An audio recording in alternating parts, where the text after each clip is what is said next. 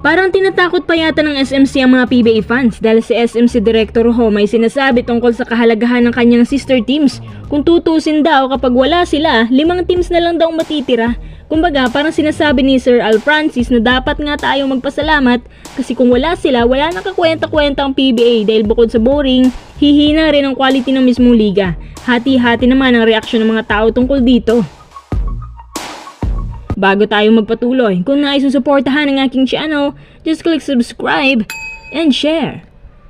Ginanap ang press conference ng PBA kahapon at bida dito ang mga katanungan patungkol sa unfair trades at yung tinatawag na parity. Ito kasi lagi ang address ng mga tao tuwing naririnig nila ang PBA.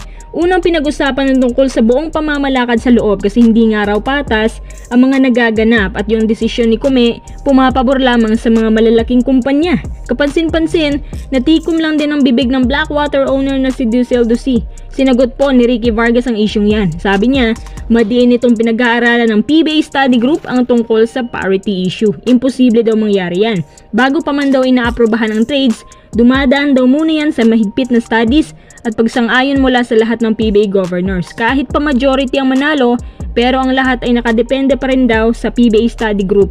Sinisiguro daw nila na mahigpit ang proseso ng PBA bago magdesisyon. At sa palagay nila, lahat ng trades tama. Nilinaw din nila na hindi desisyon ni Kume ang mga trades, kundi base yan sa mga naka-assign na tao. Pangalawang pinag-usapan yung tungkol sa 4-point play. Galit na sinabi ni Al Francis Chua na kung ayaw daw natin, edi wag daw natin gamitin. Kung ayaw ng mga fans, wala naman daw problema kung hindi idadagdag ang historic 4-point shot kasi first ever po itong mangyayari sa isang basketball league. Pangatlo, panghuli, itong tungkol sa mga sister teams. Dati, naisuggest din natin na tanggalin ang mga sister teams. Pero anong sagot ni Boss Chua? Kung walang sister teams, mga 5 teams na lang daw matitira sa PBA. At pinamukhaan po niya sa lahat sa press ko na yon na kung wala daw ang SMC, walang sustainability ang PBA. O diba? Ganyan kaangas ang direktor. Sabi pa niya, bibilhin nga daw ng Zamboanga Valientes ang Ginebra. Ibibigay daw nila ito kung gugustuhin.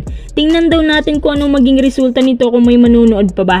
Tungkol po sa sinasabi ni SMC Director na si Al Francis, I'll be honest, totoo naman na isa ang SMC sa mga biggest sponsors ng PBA. Kung wala sila, tiyak ako na magkukumahog ang PBA sa pinansyal. Kasama din ang MVP team na main sponsors din sa liga natin. Kaya nga ba sinasabi ng iilan na kaya pala agad silang pinapayagan sa mga trades dahil 90% sa sponsorship ng PBA, hawak nila. Galing sa kanilang malaking pera na ginagastos sa ikangay maintenance ng PBA. So paano nga ba kapag umalis ang mga ito? Makakabangon kaya ang PBA? Ang sagot, oo naman, dahil actually marami namang kumpanyang handang sumalo ang kayang bumakuran sa sponsorship ng PBA. Kung gugustuhin na ilang kumpanya, marami naman po. Halos lahat sa kanila, puro Chinese, mga mayayamang negosyante. Kung walang sister teams, pabor naman ako. Pero ito ang kinatatakutan ng PBA. Kasi ang mga PBA fans, hindi sanay na wala ang mga teams na to, especially SMC, partikular ng Ginebra. Yan ang pinaka bumubuhay sa PBA mga quiz.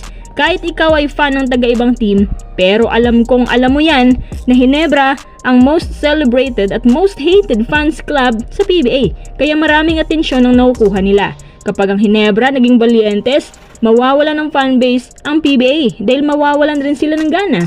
Yan ang pinapamukha ni Al Francis Chua sa atin. Parang tinatakot niya tayo. Sige, kung hindi kayo titigil, aalis na lang kami. Parang ganun. Which is actually, financially, hindi naman problema. Kahit wala sila as long as may sumalo. Pero yung fanbase na nakasanayan ng mga tao, ang magpapahina nito. Ang PBA, ang pangalawa sa pinakamatandang liga sa buong mundo, sunod sa NBA. Kaya mga issue ay ina-address na nila ng unfiltered. Pero tingin nyo mga quiz, ano kaya talagang mangyayari sa PBA kung wala ang mga sister teams?